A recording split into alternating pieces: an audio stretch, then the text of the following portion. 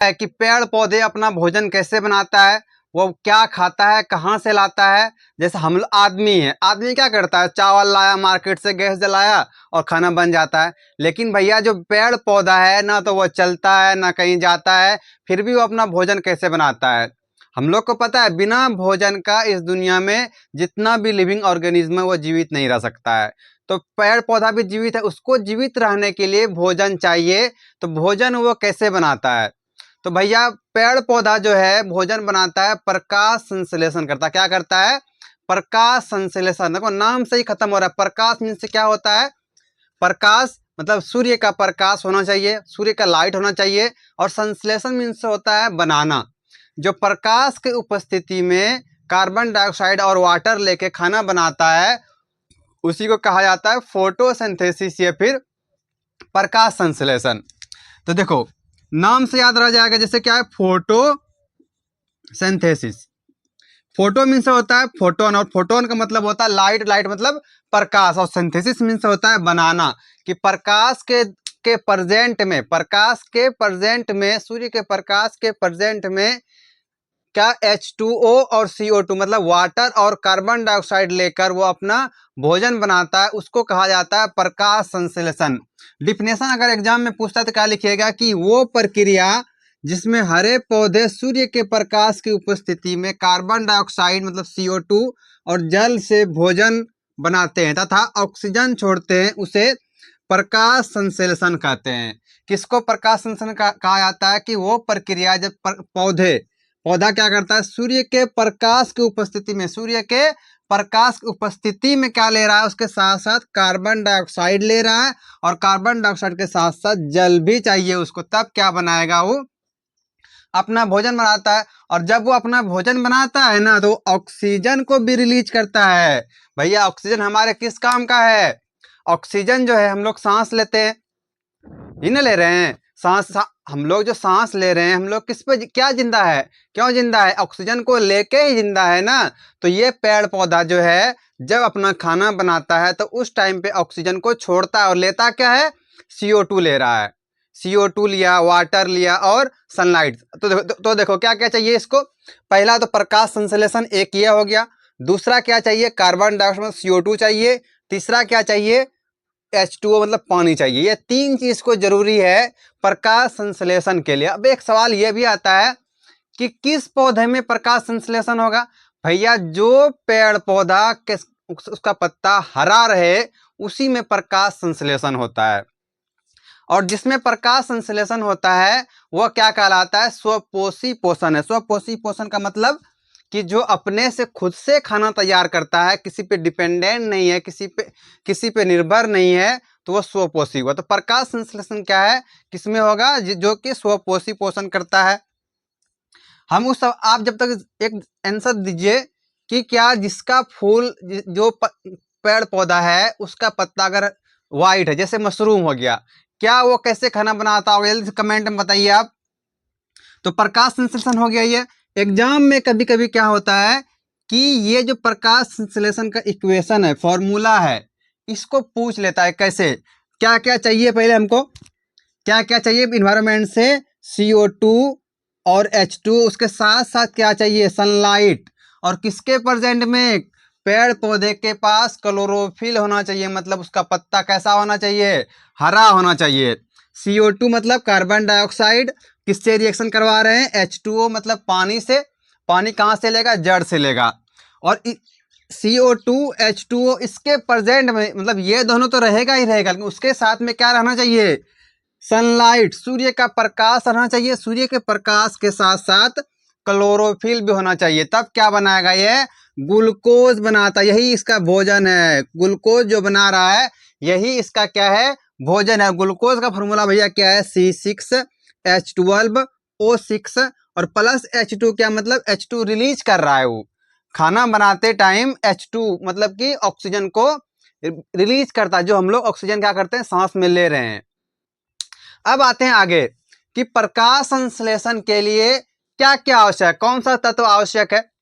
तो भैया प्रकाश संश्लेषण के लिए सबसे आवश्यक क्या है, प्रकाश मतलब सूर्य का प्रकाश चाहिए। सबसे पहला क्या चाहिए, सूर्य का प्रकाश इसके बिना कुछ भी नहीं हो सकता। जब तक लाइट नहीं पड़ेगा तो पेड़ पौधा का भोजन नहीं बनेगा।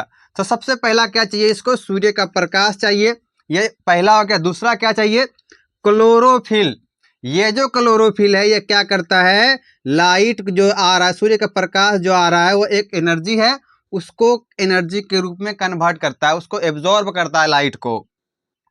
तो सूर्य का प्रकाश चाहिए, क्लोरोफिल चाहिए, और CO2 मतलब कार्बन डाइऑक्साइड, कार्बन डाइऑक्साइड, और फिर एक चाहिए जल। तो क्या क्या हुआ, सूर्य का प्रकाश हुआ, क्लोरोफिल, CO2 और जल। ये 4 तत्व चाहिए प्रकाश संश्लेषण के लिए।